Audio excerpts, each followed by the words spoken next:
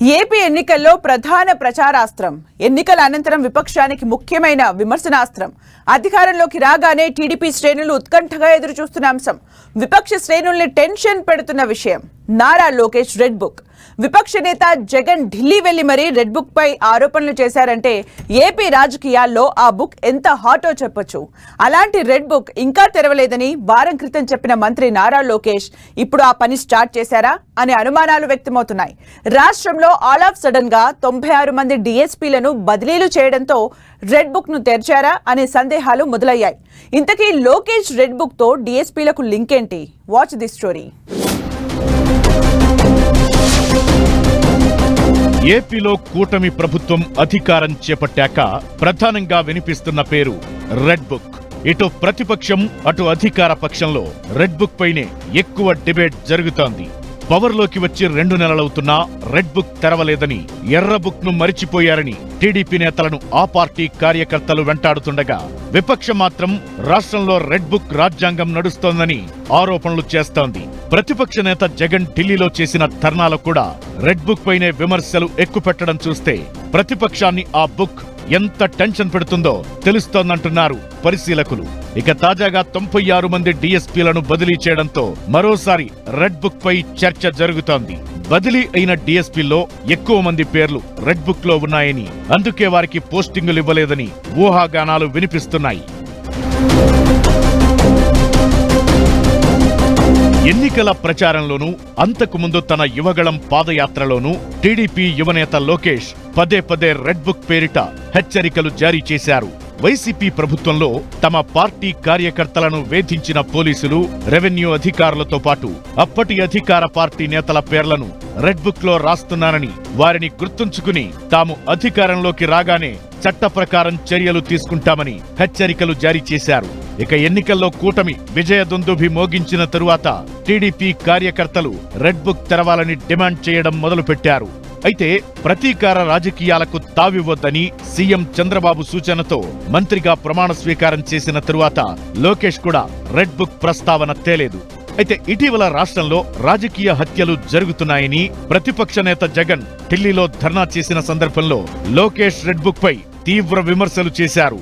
దీంతో స్పందించిన లోకేష్ తాను కూడా ఇంకా రెడ్ బుక్ తెరవలేదని క్లారిటీ ఇచ్చారు. రెడ్ బుక్ తెరవకముందే ఎందుకంత భయపడుతున్నారని వ్యంగ్యాస్త్రాలు సంధించారు.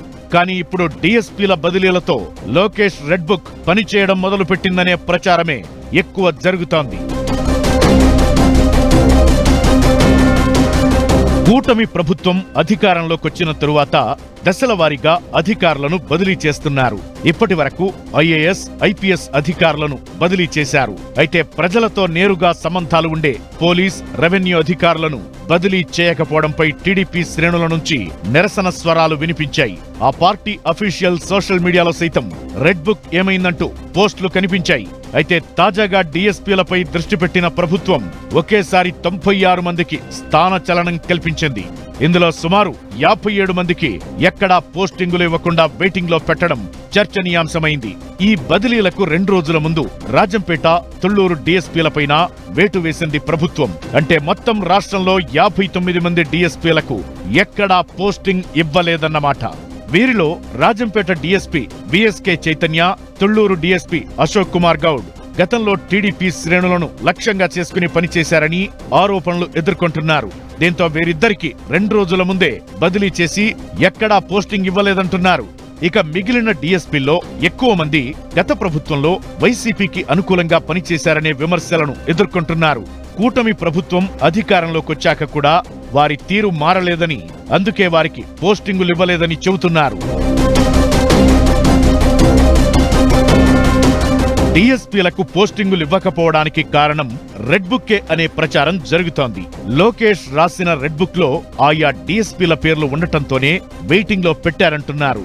96 మంది డీఎస్పీలను బదిలీ చేస్తే 21 మందికి మాత్రమే డివిజన్లు కేటాయించారు. 57 మందికి పోస్టింగులు ఇవ్వలేదు.